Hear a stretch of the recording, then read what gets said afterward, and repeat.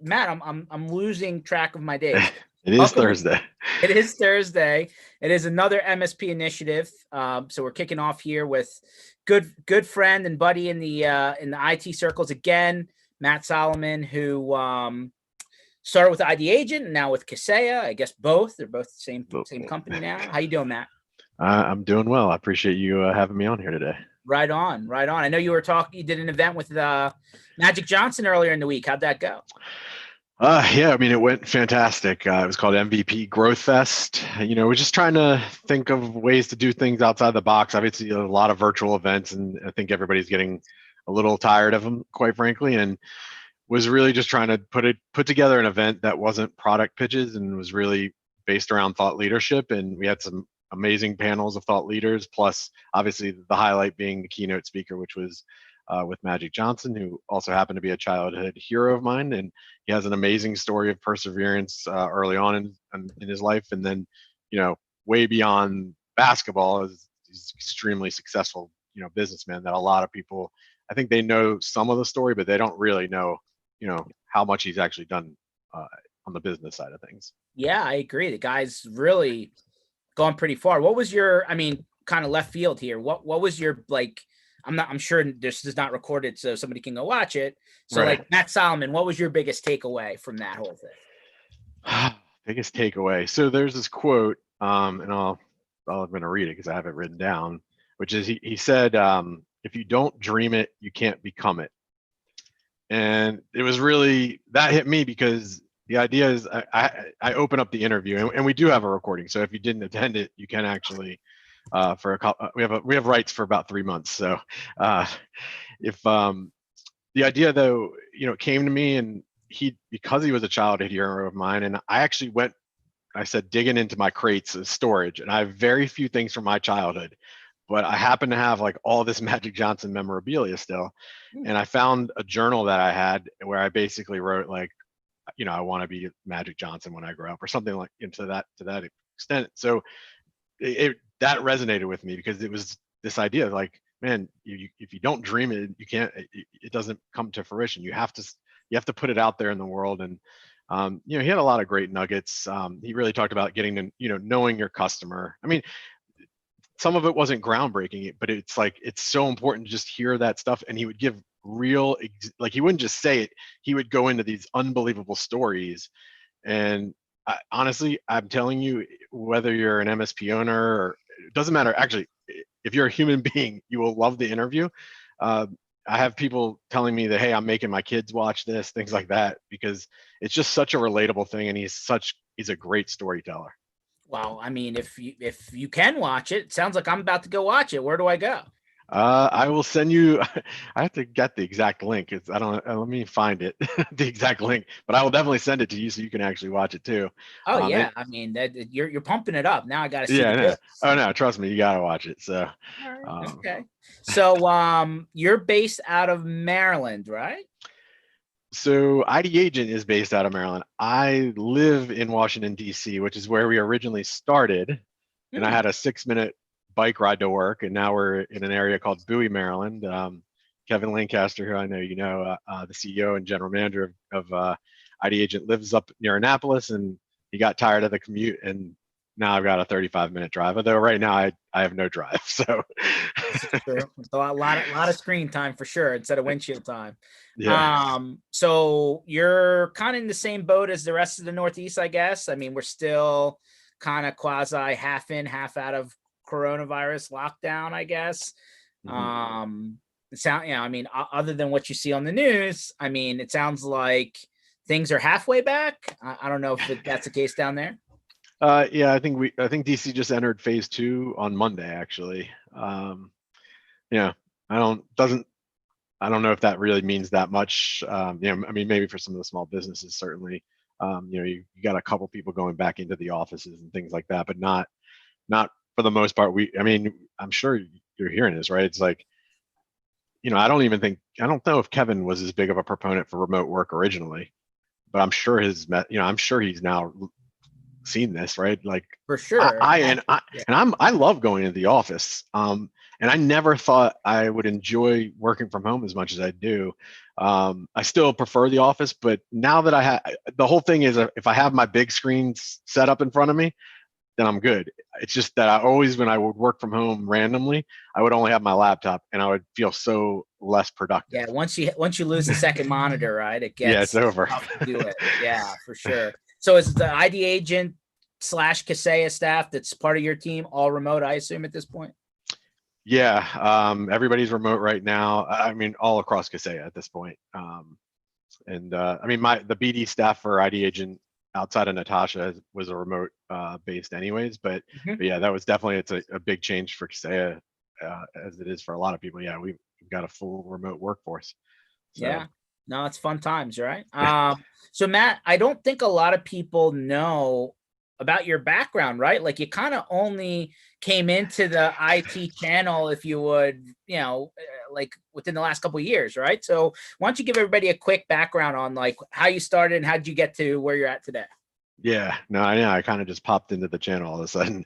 Um, so you know, I grew up in Washington D.C. I did live in New York for 6 years. I was in Brooklyn, and when I was up there, I was doing copyright and licensing sales for the legal industry.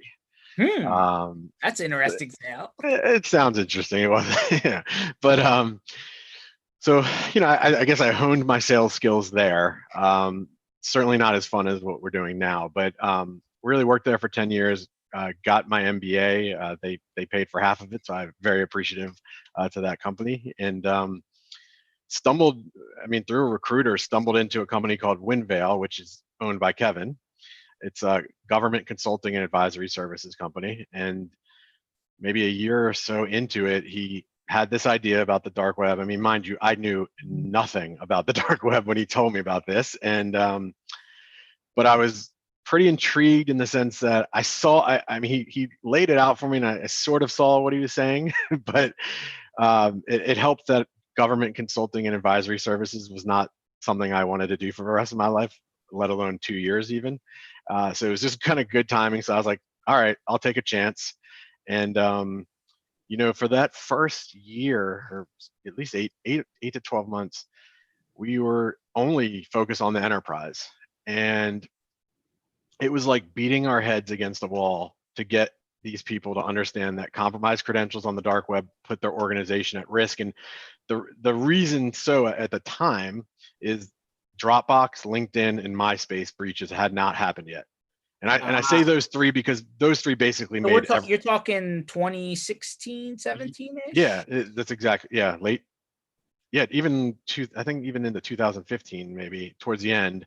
And the reason I mentioned those three breaches, I mean, LinkedIn and Dropbox alone exposed every business, right? I mean, everybody got exposed in that. And then unfortunately, you start seeing just a domino effect of breaches. The biggest one being, at least for us at that time, was Office of Personnel Management. OPM got breached. And under Winvale, Kevin and his team won the contract to Hmm. provide identity and credit monitoring services at that time. So there was a lot of name recognition going in at the same time when he was trying to put together this thing called ID Agent. And so some dominoes started to play into it. And again, we were almost just ahead of the curve. And about 8 months into it, I went into his office and I said, Kevin, I just don't, this doesn't seem like it's working, you know, and I honestly, I thought I was going to lose my job, not because I don't know, so many factors, but I really thought ultimately I was telling him I can't do this, like it's not working, right? But I happened to say maybe we should try the MSP space because I'd heard, I knew some things about it, but I was like, maybe we should look for resellers versus trying to get, a Coca-Cola or somebody like that to buy into this. Right. The And enterprise sales is a long play, well, right? that was the problem. So we had and still have some of the biggest clients from that original like 8 months, Hmm. including an entire state government. But the sales cycle was too long for the price point we could get. And there's still great price points you can get for enterprise, but not for the investment that it took at that time. Right. And I started reaching out. He's like, "Fine, go see, play around with it." So I started reaching out looking at MSP events, and MSP Mentor was a publication at the online publication at the Mm-hmm. time. And I started speaking to whoever the contact was there. And I don't know if this was a sales ploy, but it ended up working out. So the editor, Aldrin Brown, I think was his name, caught wind of what we did. And he said, I've never heard of this. And he ends up writing an article about it. Now, I suspect they did that so that we would become a sponsor, but I don't know. Yeah, of course they did. Okay. But George, eight months all I did was outbound calls. The next day after that article published, I had 20 inbound leads from MSPs, and we didn't even have an MSP model, mind you. And then Robin Yost from Robin Robbins calls me, Mm-hmm. and she's like, boot camp's about to happen. You should come out. I'm like, who is Robin Robbins? What are you talking about? And luckily at the time, Kevin's partner pushed. He's like, you should go. So I end up going to boot camp as a guest. Robin Yost takes me around. I talked to a few people. John Hill was one of the first people. Scott Beck I talked to, just to float this idea. And I called Kevin that night and I said, look, every time I sit down at breakfast or lunch, I'm sitting with 10 prospects. I was like, this is the most incredible thing I've ever seen. I was like, I think I should stay for the next 3 days. And he's like, stay. And then it just took off. Like, just it was a matter of like, after that, I don't know, just kept, there was a point where it was me and Kevin and we had 25 partners, and I had a map on my wall where I'd pin each partner.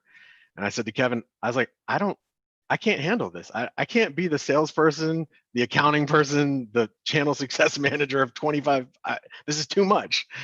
And then, I mean, God, in 2 years, we went from, no partners to 2,000 before we got acquired. It was crazy. It was It's like literally rocket boosters, right? It was unbelievable. I mean, it's a one, and that's how I felt. I know we channel people work really hard. They do. I had never worked as hard. I mean, I put in 10-hour days for, on average, I would say, I guess, for 2 straight years, because I just knew, I was like, it felt like a once in a lifetime opportunity. And that's how I treat it every day. I still treat it that way because it's still, I love my job. So it makes it a lot easier. I mean, that's the cool thing about the channel. A lot of people love their job and they're passionate about the channel. 100%. I mean, it's an interesting little, like, vertical we're all playing, or sandbox, if you would. I mean, so before we get into the good stuff, I mean, you're one of the people, again, that, I mean, you lived on the road. I know I saw that. Yeah, we were just talking before we came on about, we're going to see each other for the end of the year, basically. Yeah.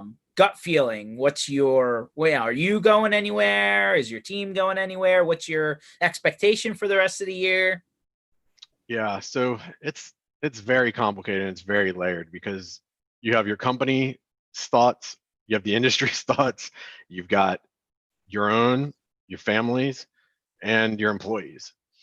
So a lot of moving parts, for sure. It's a lot of moving parts. So, I mean, Kasey has been very upfront. If they're not making anybody go to an event if they're not comfortable. And I think that's important, because there's a lot. I mean, you don't know everybody's family situation if they have somebody that's at high risk. And, we have seen, obviously, Robbins has done some small regional events in Nashville. And it's hard for me to imagine too many big events. Right now, obviously, Kaseya Connect is still on. And I know CRN's exchange is still on, but we obviously know any of that can change within a couple of weeks, especially as things are changing by the day right now. Outside of a few pocket events, it's hard for me to imagine until 2021, until getting back to a real.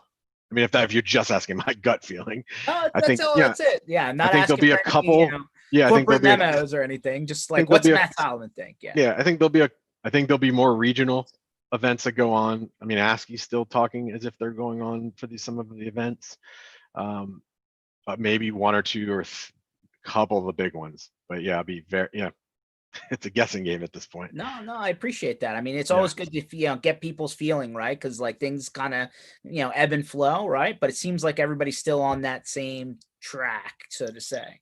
Yeah, I mean, I desperately want to be at events, but it's also still a very tough decision. just personally, and not to mention my wife works on COVID-19 for a public health department, so that Oh. also, and that's why I say it's like everybody has a layer to to their individual thought process around it. So Yeah, I'm sure the first responders have a whole different view of the yeah, world yeah, because they're in it, right? They don't have a choice if yep, for whatever it's worth. But no, I yep. appreciate that feedback. So, coming, so I kind of do this thing where we say, hey, coming out of 2019, business was really good for most people, right? Like, I don't think I heard anyone that was losing money in 2019. Yeah. Like, things were at least good or great or okay, but not bad. So one of the things that, like, listen, you talk to a lot of MSPs, I talk to a lot of MSPs. We've heard it in every peer group, every accountability group, every trade show, sales, marketing, prospecting. This is the kryptonite to the business, right? To Hmm. especially our, IT services, IT channel vertical. And I feel like people have tried a lot of different things, and some people got some traction, some people haven't. I feel like consistency and longevity are the two things that everybody never gets to find out if their investment works. Hmm. And that's really what it takes a lot of the times to get to a point where it's actually money's coming back in for the money that you're putting out. So what is your view? Like, hey, you've been in for now for 2.5, 3 years. Like, what did you see coming into this? What was the struggle? What did you see, from a success standpoint before, and then how can people get help now? Does that make sense? I think so. I think I Yeah. got it. Yeah, I mean, I think you're right though. Like everybody was hitting on all cylinders. It was like, and we had such a big year planned, like in terms of like, some of these events and stuff. God, I I mean, mean, 2019 was awesome, right? I mean, oh God, yeah. And I had so many things planned for boot camp because ID Agent was a premier sponsor, and I was gonna have 10 minutes on main stage, night one. So many fun things planned that night. But yeah, so I mean, God, it was a immediate shift change, right, for vendors and for MSPs. I think MSPs. First of all, I've actually been fascinated. We've done kind of our own little pop-up peer groups that we've been calling them, and we've seen a lot of them happening, online. The other Dan Tomaszewski on Everything MSP does those little. I was going to say, before everybody gets confused, there's a Yeah, whole session on this. So yeah, the two, yeah, that's like, true. who is Dan Tomaszewski? Yeah, Google. There's a whole yeah, session. yeah. So those are more public ones. But we've been doing some ones behind the scenes. Dan, ID Agent, and Kaseya's Dan Tomaszewski, and we were fascinated to hear how much success we were actually hearing on these calls, because really we were pulling these people together. I mean, was to share, or what are you hearing? What do you need help with? Let's share ideas and things like that. And this was really in the phase one start of things, and a lot of people were inundated obviously with tickets or immediately, right, getting into that remote work. um, Again, the ones we spoke to, and I think it obviously has a lot to do with what part of the country you were at the time. They were having their businesses kind of boom on the remote part, right, on the adjustment to remote. And then security. I mean, that was probably the thing that a lot of our partners shifted to. You think about like conversations you've been having for the last 2 years about multi-factor authentication, and like, People well, still don't get it for some no, reason. and it's still, I mean, it's not like, for some reason it's not the easiest thing to sell people because they just don't want to do it. But what we've seen is, and we've really preached to MSPs, is you're the expert. You've been labeled, stamped by the government as essential workers, which I think MSPs need to take full advantage of this identity, and start making their clients do these things. Like, stop asking, explain. And I mean, you've trusted me. You generally trust your doctor if they tell you to do something, even if you have to spend a little bit more money than you're comfortable with. That you're More only because I don't want to have to go back, right? right. Maybe. But we've seen a massive increase in that side of things. I mean, we've always told our partners to put all of your customers' domains in our platform so that you're aware, whether they're paying for the dark web monitoring or not. And we've If not, anything, it's just a heads up that their password's online. right, exactly. But since COVID-19, we've had more partners like upgrading than we would have ever anticipated, because they're now saying to their customers, you have to have this because we need visibility. We have no idea, where you're logging in some cases, what Internet of Things are part of your household, right? I mean, that's a whole nother, I'm not an expert on Internet of Things, but God, that's a whole nother layer A to the lot of remote work. PlayStations and Xboxes out there. Yeah, exactly. Nest But thermostats. yeah. And so, they were starting to roll those things out to all their clients. But the thing that I guess the one takeaway I heard a lot is just a shifting idea. Well, one, working on the business, right? They finally taken a step back, looked at what everybody was trying to cut some type of cost, right? That was a pretty common theme. But I also encourage them, because of course we hear from people as well, and they're going to hear from their customers, hey, we want to cut this, this, and this. And, I always tell people, one, it's very hard to ever get revenue back if you cut your costs. So true. And I don't think I'm not the first to say that in the channel or anything. No, but consistency counts, right? Right. Everybody's on the same page there. Yeah, but also when they make a statement like I need to cut the costs or whatever, start asking questions and then let them say the reasons, and you might find, and we've had MSPs turn that around to the client actually spending more money, because they're real. It's instincts. It's instincts. Think about a family right now. Your first instinct is to call your cable company and cut your bill. It's the first instinct. That's a natural thing to try to cut costs. But then I also think, like, from an MSP perspective, you got to think about, even when you're thinking about cutting vendors, what does that say to your customer base if all of a sudden you're saying security awareness training is not important right now, right? And then 3 months later, you're going to tell them it's the most important thing. That's going to be that makes a tough conversation. So, for us on the security side, it's been a really good opportunity, and it's all about thought leadership and selling through education. That's always what we've preached anyways. I know I'm going like all over the place, I feel like, but a constant stream of thought. I love it. Yeah, but and I feel like it's easy to say it's one of the best times to sell security, but it's one of the best times to have a conversation around security. And if your customers are not doing security awareness training right now, this is the time to say, look, we need phishing simulations put in because we have to have a baseline understanding. All of the employees are remote. We have no idea what sophistication levels that this employee base has. I mean, you've got hackers constantly taking advantage of COVID-19. I mean, 80%, there was a study, like 80% of COVID-19 malicious activities shifted to COVID-19.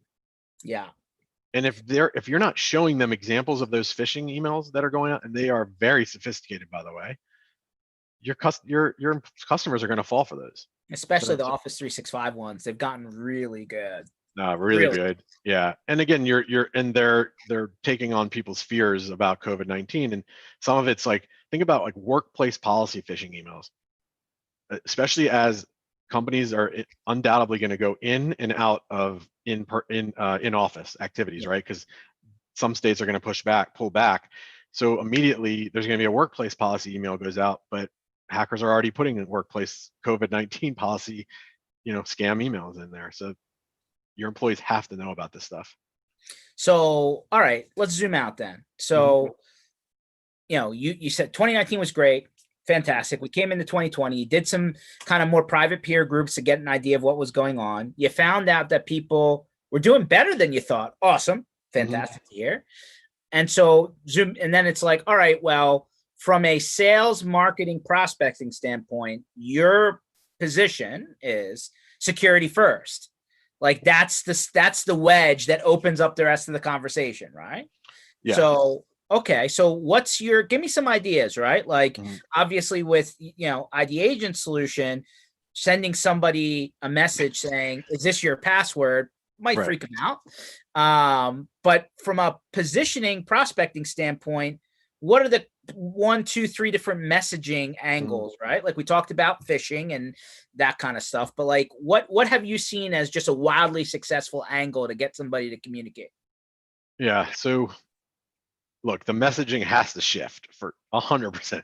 Yeah. I mean, so if you had an MSP that's using ID agent, one message I really want to get out there, because and this is partially our own fault. We sold ID Agent early on as this. It's a prospecting tool. It has a prospecting tool, but it's a security tool.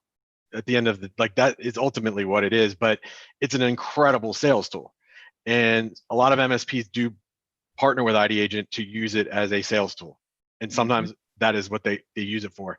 And I do think that's a mistake to only use it that way. But you certainly, I would agree, you can't, and I've never been a proponent of just sending like random emails.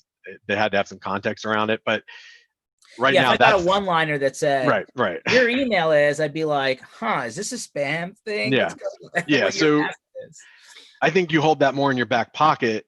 But if you're getting conversations through other avenues as well, that report is still very powerful when you're having a conversation around security. And that's the beauty. That's what's made ID Agent successful, is the proof of showing credential exposures allows you to have a much broader conversation around every other security tool in the toolbox. That's what's great about it. It helps sell 2FA. It helps sell DNS filtering, whatever whatever it is. And so, Especially if the person's password that you give them on the list is the one they use for their bank account and their yeah, PayPal and their yeah, it yeah. gets No, I know, and filtered. yeah, and I can feel myself going onto a soapbox about this idea, because I know a lot of I see comments on Facebook a lot about dark web being snake oil or whatever that is. And I'm telling you, George, so many people are misinformed about credential exposures that are out there, and especially ones that are older, that people don't think are put the organization at risk. But I'm telling you, I have an example of an MSP who showed, it's just for whatever reason, you show the report to somebody, they skip over the active employees and go right to the employee who doesn't work there, and they say, that person hasn't worked here for 3 years. Why do I care? Um, well, you shut off their Active Directory, but do you know where they logged in? Did you have onboarding and offboarding policies? Do you know where they used their work email?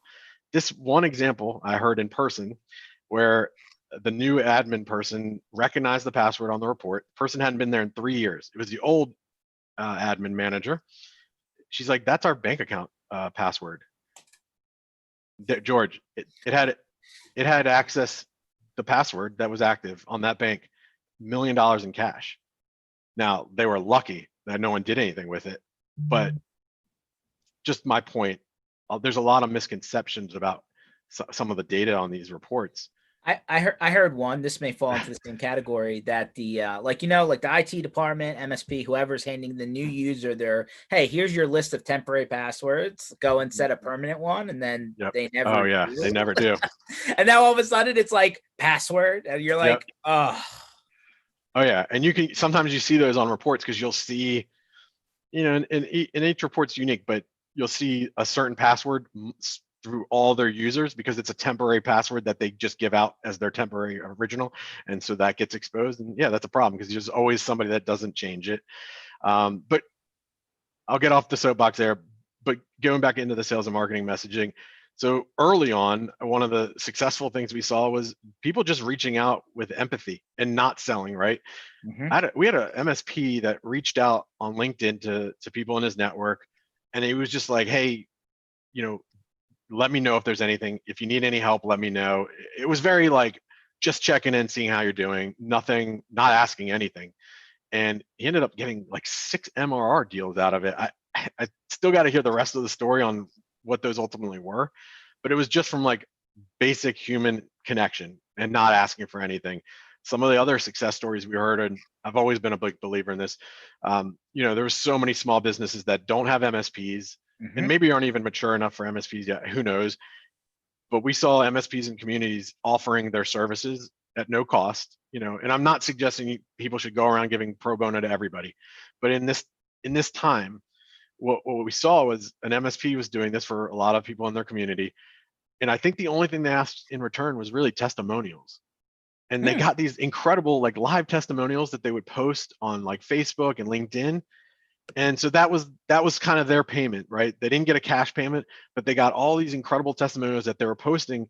And George, I've always been a believer that if you do this for this one person in your community, and you didn't ask for anything, that person, I mean, who knows who they know?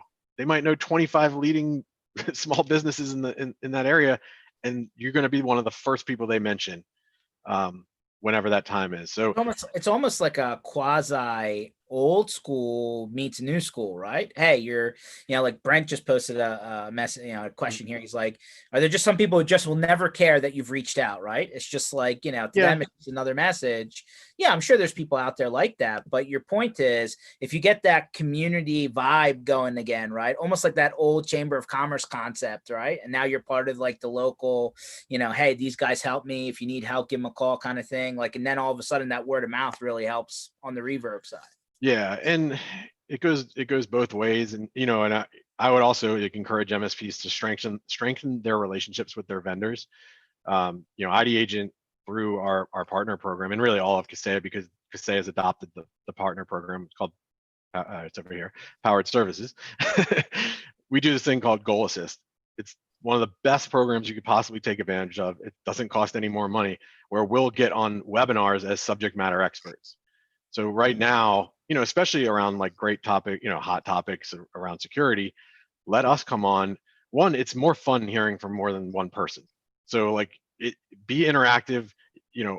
I the other day I did one, and we found ways to weave each other in. So like I would find ways to weave that person into the conversation, or we can do it the whole way through.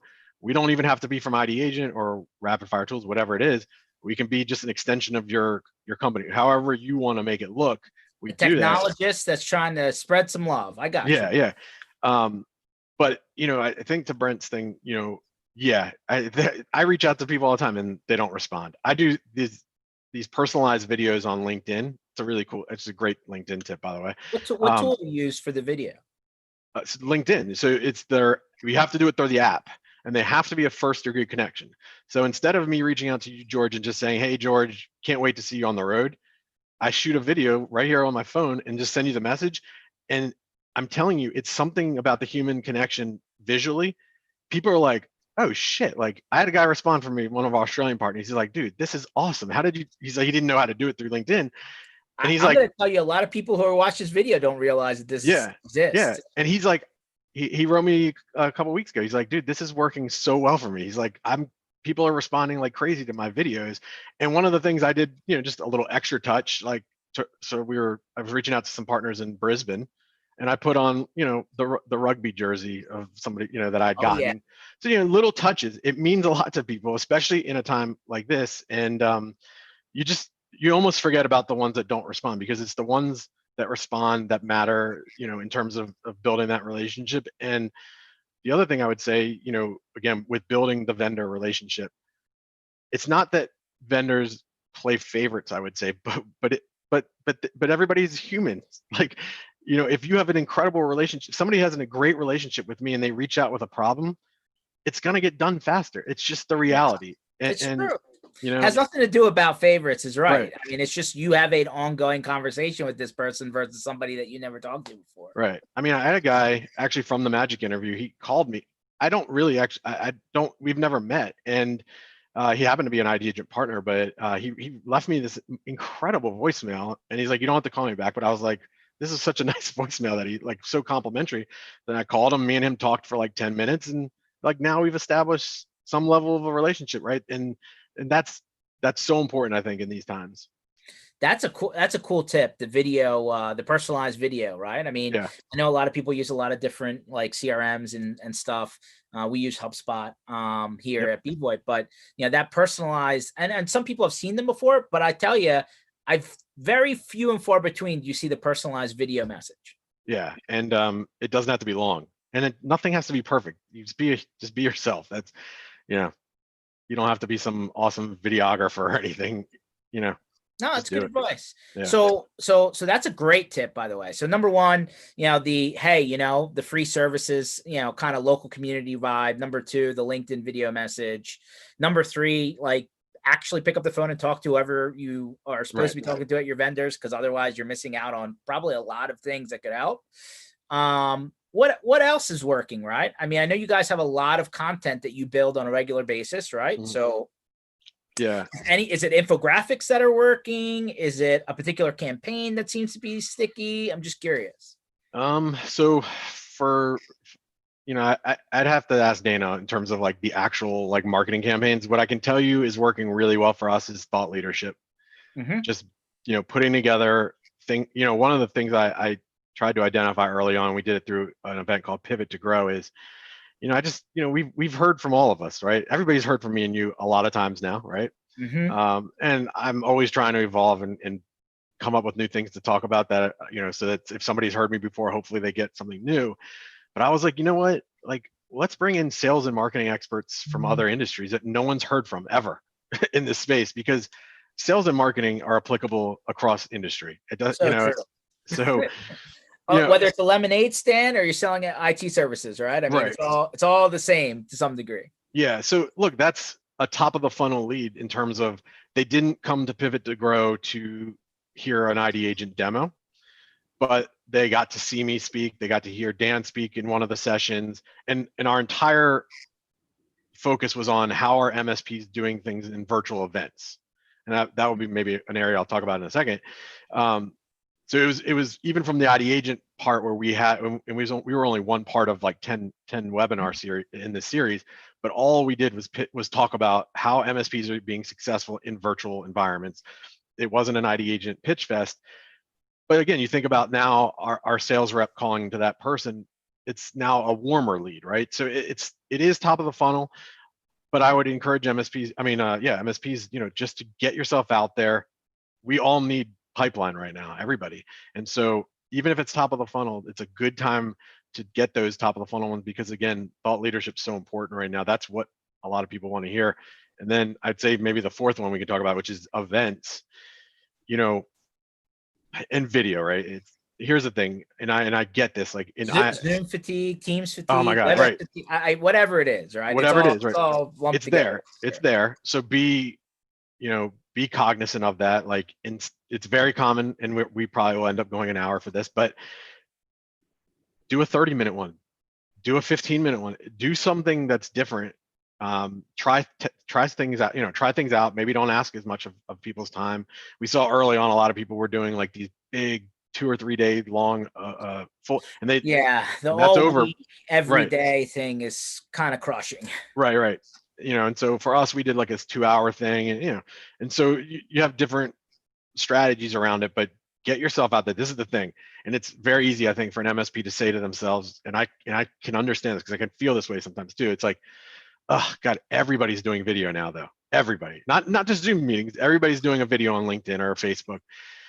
But what you can't have happen is you cannot let somebody else be the voice for your community and your industry around your prospects. Like, you can't let them be the only voice just because other people are doing it.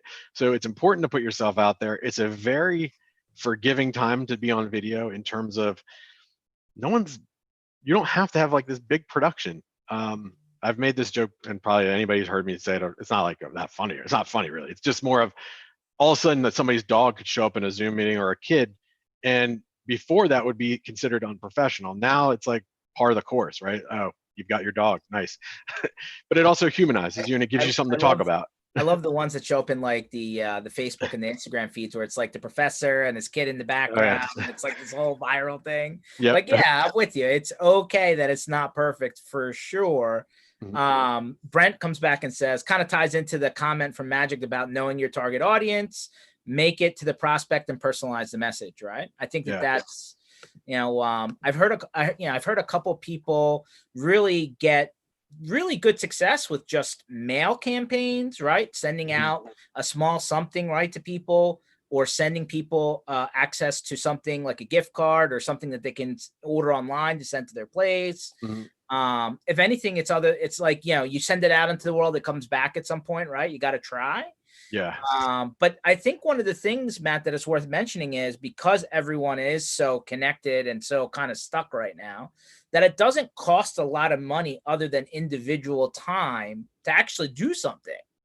Like before, you're hearing from, hey, I got to drop 20, 30, 15, 5, 10 grand to try a marketing thing. Right now, it's all just time investment, right? There's not a lot of hard dollars out of pocket to try something, right? Yeah. And just, you got to think creatively. I mean, we saw an MSP do a wine tasting event online. How does that work? You They sent everybody a bottle? they must have. I don't know all the details, but I mean, they had a wine person come on from the thing, and actually during one of our the pivot to grow, we had a or was this might have been actually on a happy hour we did for our own company. We had a Zoom farm come, like a farm zoomed in with us and showed us around their farm. It was all for supporting the farm and support. So that's the other Sure. thing. You can pivot your message around supporting a local local company in your community. The wineries, right? A winery and a brewery are the same. They're local companies. I mean, there's angles there. I think some of it's old school thank you cards. Like if you had a meeting with people, and obviously making sure you're putting yourself on video, but sending somebody a thank you note is something I've been a huge proponent of. It's not always the easiest thing to remember to do, but it goes a long way. And it's really funny if I think about this. When I got hired at Winvale, the original company Kevin owned, the guy I interviewed with, when he hired me, I came into his office and he had I had written him a thank you note and he had it pinned on his wall. I was like, Mike, why do you have that pinned on your wall? He's like, because you're the only person I interviewed who sent me that. Mm. And if you think about it, if I hadn't sent that, and I don't know for sure, but if I hadn't sent that thank you note, I wouldn't be where I am with ID Agent today, because I wouldn't have gotten that, maybe potentially not that job, because of that one small gesture that took 2 minutes. Amazing. It's So like almost the little things count, right? They kind of, bubble up to the top. I mean, that's how I've built my career. I've always been a consultative salesperson, I guess, if you want to call it that. I've never been about beating somebody over the head with the sales. I just, if you're passionate about what you have, if you have a good, I mean, obviously you want to have a good product, that's important too. But I think if you let people know that, if people see that you're genuine, I think that goes a long way. So if you were to, like obviously an MSP, usually they're looking at a specific geographic region, right? Like I'm here outside Philadelphia or you're in DC. What are the things that they could do between now and the end of the year? Like we talked about all this stuff, right? But as we start to come out of this a little bit, what are the things that we haven't mentioned so far for them to maybe try, that may warm up some conversation, right? Because I think part of the problem with a lot of the MSPs, depending on their maturity and size, right? Some people have a dedicated sales team. Some people have one salesperson. Some people, the owner is the tech and the salesperson, right? So it's all over the place. I feel like for the people that have at least one established salesperson, their big gripe is there's not enough things coming in for them to work in order to come out with results on the other side, right? So like coming into the rest of the year, what changes that other than the stuff that we already talked about? Yeah, I mean, you've got to be really strategic and think about this. One, I would say take some like legitimate time away from your computer and just sit with your team or yourself to start brainstorming this. And this is something vendors have to do, and myself. I mean, of course, I'm being asked the question around, say, an ID agent. They're like, okay, well, what's after magic? I mean, but that's the reality. That's how it is, right? I mean, it's like you took a lot of effort to get to magic. Yeah. I think you do have to be out there, and it's easy when you're at some of these sales and marketing conferences. Of course, they're saying you should double down right now, and if you have the capability to do that, I think, from a fund standpoint, if you're doing it strategically, I think it's absolutely right. Now, not everybody has that luxury, but you have to be out there in a lot of different capacities, because, and we can maybe talk through a couple of them, but right now, unfortunately, there are going to be casualties. There are going to be MSPs who don't make it. And that's why it's so important. So here's an example of one we haven't talked about, like your local chamber of commerce. Okay. Again, they are always thirsty for thought leadership. Whatever your angle is, find that angle, get in with the chamber, get to speaking inside of that, because I guarantee you there'll be a company, most likely will be a company in that chamber who lost their MSP because their MSP went out of business. Okay, we're hearing it. We've heard it happen. I mean, there was another MSP recently, and they picked up a dental office because the dental office's MSP was no longer there. And then you have the flip side. You have companies who never thought they needed an MSP in the first place, wondering how they could ever do business moving forward without an MSP in place, right? I mean, so much has shifted, right? You've got gyms doing online programs now where can they, I don't know. I mean, can they survive without an MSP? I don't know. Here's another angle. What if they had to downsize and the person that was doing technology is no longer there? Well, that is a great point. So the co-manage, and you and Rob probably talked about this a little bit. The co-manage opportunity is massive, massive, because now you have, like you said, maybe a mid-sized organization downsize 3 people in the IT department, and that person has no chance of handling all that stuff. It's an incredible opportunity for co-managed. I'm all in on the co-managed.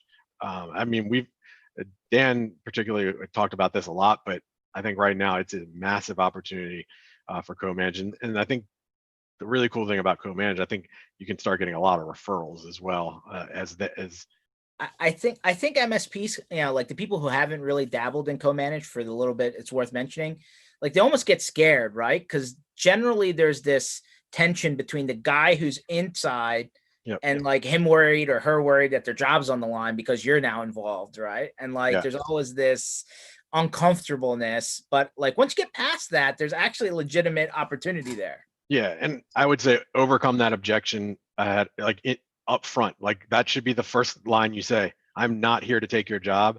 I'm here to empower you, because you be empathetic to especially if you know the issues that they're dealing with. You just point them out. Be like, I know, man, you're dead tired of doing this, this, and this. But guess what? These services that we can help you implement, you're not going to have to spend any more time on this, or this.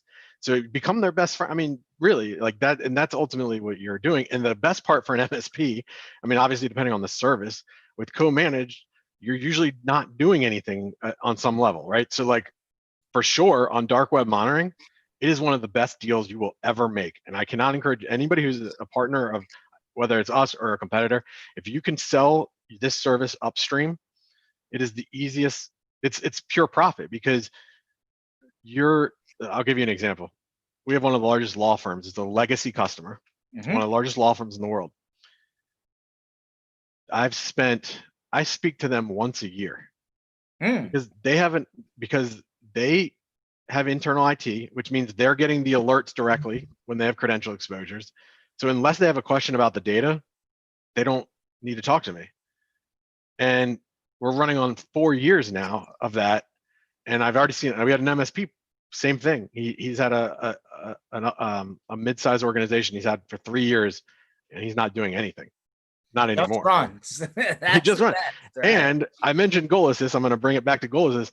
Yeah. I did the deal for him with the enterprise customer. He had a relationship with him, and he just said, "Can you jump on a call and help me close this?" And he wasn't even on the call. So that's part of Goal Assist. I mean, we don't get on prospecting calls. We'll help close deals. Asking for a cut? No, I'm just kidding. Yeah. And so you guys offer a ton. Like, if you're a part, like, cause not trying to. This is actually a helpful comment. So you guys have this umbrella of companies now, right? At Kaseya, right? If you were at Rapid Fire or Glue or Unitrans, ID Agent. ID Agent's one, obviously the core Kaseya products. I mean, you just got all this stuff going on. Spanning, like, it's just, I feel like I have to get like a whole catalog out. So if you're a customer utilizing any of those services, anything, could be for $1 a month. I don't know, if that exists. Right. You get access to this entire catalog of marketing assets, sales, email campaigns, infographics, like literally you're putting out content weekly, I feel like. Yeah, I mean, sometimes it feels like daily. So for that individual business unit. So if you're part of the security bundle, like let's say ID Agent, you're going to have access to all the marketing materials. Now we have like live trainings going on and stuff like that. So you'll have access to all of that inside of Powered Services. Let's say then the next 2 months you add Rapid Fire Tools, then you're unlocking all of that in the same portal, right? And that's the beauty of it. Like as you grow with Kaseya, your marketing and sales portal is just growing inside there. So then you add, like you said, Unitrends or whatever the next thing is. And I mean, that's part of the messaging. So when ID Agent got acquired, one of the biggest reasons we got acquired was because of our partner program. I mean, we went well beyond what most vendors were doing. And they basically they've now dubbed it Kaseya Powered Services, and then rolled it out. And to Fred's credit, rolled it out at no additional cost. There's no additional cost to Powered Services. Can't beat free. I No, mean, that's the no. price. And it is really good stuff. I mean, talking tens of thousands of dollars, if not more, of like materials that are just done for you. And Dan's team is doing such an incredible job. I can tell you on the ID agent side, for example, recently, we just launched a very specific PowerPoint deck that our partners can use, or we use as part of our webinars with them when we're participating. And now with like a click of a button, you can put your logo and it changes every one of the slides to your Pantone colors or something similar. So like that's the extent where we're going with our partners to make it just repeatable, right? And we share, and each person has a channel success manager whose job is not the same as an account manager, right? A channel success manager is not necessarily trying to upsell you. If you want to get, if there's things you want, they're there to talk to you about it. Their job is to make you successful on the products you currently have. And and that's what's worked best for us. That's cool. I mean, so if somebody doesn't even realize that this exists and they are still doing business, or maybe just signed up, or legacy customer, whatever, how do they get to this stash of marketing material? Yeah, so I'll put the in the chat. It's poweredservices.kaseya.com. So I'll put it in the chat box. I don't know, does this chat go to everybody, or is it just the panelists? Yep, just put it in there. But yeah, poweredservices.kaseya.com. I can spell that without yeah. I And then there's also, again, if you didn't know the full stack of Kaseya products, it's itcomplete.com. But that's what I was saying. And so part of my job and Dan's job is, people have had whatever experience they've had with Kaseya 10 years ago. And sometimes that's the experience, and that's from, a different regime and from one single product. Kaseya is no longer a single product company, right? I often open up a lot of presentations saying, you're a Kaseya customer, whether you know it or not, right? Because first of all, not to say who doesn't have IT Glue, but it's a pretty big product. So it is by itself, well, that IT Glue, rapid fire, rapid fire, right? Yeah. So I mean, between the two, and then you added ID agent in, and we had a huge velocity. So between those three, chances are you are a Kaseya customer. You just don't know it, and now you know. And you also have access to Powered Services, which again, not everybody knows, and that's part of my job, is to make sure that they do know. Yeah. So I mean, think about this, guys. There is a stash out there for absolutely nothing, that you literally gets refreshed. I say weekly, could be daily, with the topic of the day and content and predefined documents and emails and basically presentations. You got nothing to lose. You go in there, maybe you make it your own, right? You take bits and pieces, maybe build something different. But hey, I mean, this is the kind of stuff that people usually charge for. And I think that, sometimes it's easier to work backwards from material that's already in front of you, right, Matt? I mean, maybe you're not the most creative person out there, but I always like seeing something and then maybe imagining something just slightly different and working from that, right? Yeah, absolutely. And yeah, I mean, I was just looking at some of the content. I mean, there's two items from the 24th. Can you quickly just share your screen? Is there anything worth showing? I'm curious. It says host has disabled my share screen. Oh, my bad. Here you go. You're good. I'll give like a very quick sneak preview. But so example, right here, it says new and popular, but new 24th, 23rd, 16th. This is one of our most popular things, decline of service agreement. So again, we're making this all available to you in the platform. Overcoming objections and sales training materials. So it's just all there. It's all there for the taking. So it's pretty cool. No, hey, best advice, right? I mean, we're not selling anything here, right? This is just stuff to help you market and sell yourself. Closing thoughts, right? What's the best piece of advice you can give everybody watching this who's an IT service provider, MSP, maybe somebody who's doing co-manage, maybe somebody who's thinking about becoming an MSP? Because there's a lot of people who are maybe, coming out of a job that was permanent, now is no longer, right? They're trying to figure out what to do. What's your best advice for these guys going, for the foreseeable future?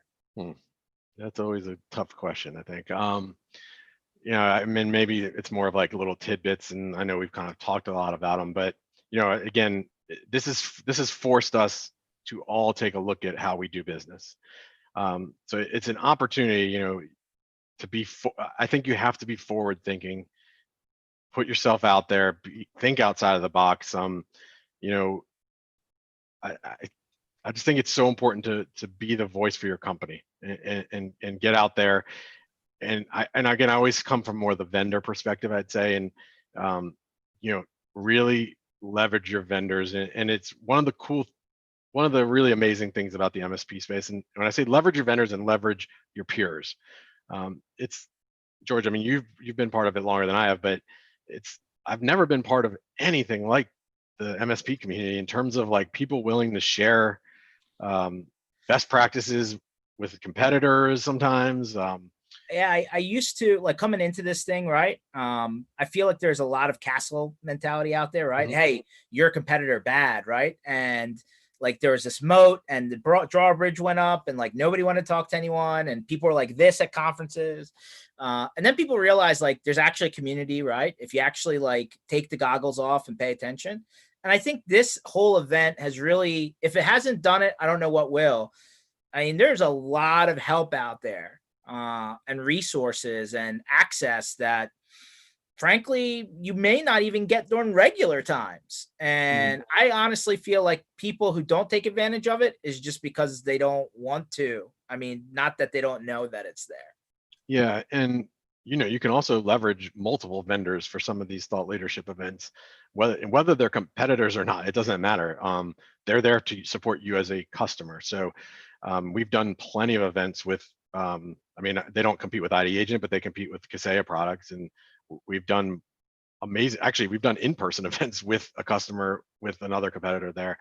Um, it's Yeah, it's a huge opportunity to leverage all of those resources. I had another thought. Of course, it just left my mind at the moment, but let's see if it comes back to me in here in a second. But it's just an incredible community. It's like I honestly, it's been the time of my life being part of this community. Um, yeah, I feel like it's definitely stronger than it was even a couple years ago.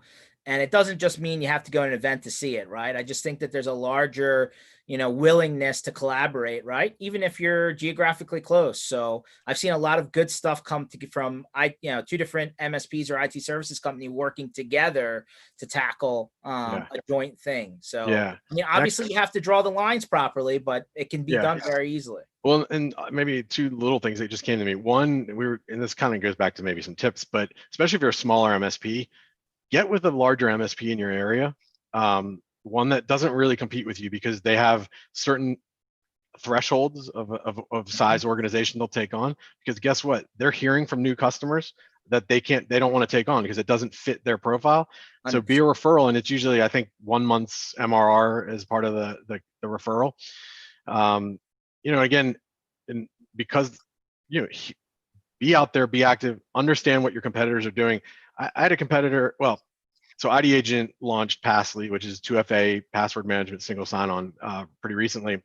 And I actually just spoke with a competitor this morning, and he was just reaching out, just kind of just he's like, look, I know we compete, so there's not much we can do in terms of synergies. He's like, truthfully, sometimes I get customers where they're not the right fit for us for whatever reason, and he's like, I'm just having this conversation, and I believe in that too because it makes me a better salesperson to say, okay, I've heard you for whatever reason you don't feel this is the right product.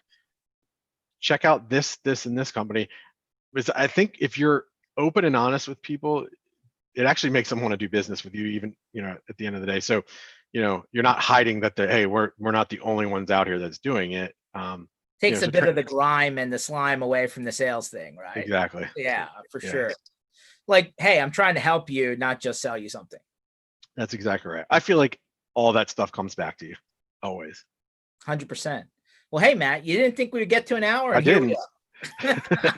Well, Dang, it's not that hard. yeah. I appreciate you coming on. Thanks everybody for tuning in. Again, Tuesdays, Thursdays. I keep on forgetting what day of the week it is because they're all mushed together, but apparently it's Thursday. So this upcoming Tuesday, we'll have our next session. But Matt, this is pretty good info. I mean, I love the stash of stuff that people didn't realize. I feel like it's a gift, right? Because you don't realize what you have until you open it up, and wow, there's the box. So appreciate you sharing that, and hopefully, I hope we see each other for the end of the year. If we don't, then more of these will work out fine. No, absolutely. I appreciate you having me. And if you're not connected to me, if you're like one of the few people not connected to me on LinkedIn, I just put it in the panelist thing. Connect with me. I always got to self-promote my LinkedIn. It's Sorry, all right, George. man. It's okay. So those I'll actually have those 3 links posted. With the videos that go out to all the various streams. So awesome. howardservices.casay.com, IT Complete, IDagent.com, and MJ Solomon on LinkedIn. Just pop that in. You'll see him right away. Thanks everybody for watching, and talk to you later. Thanks, George.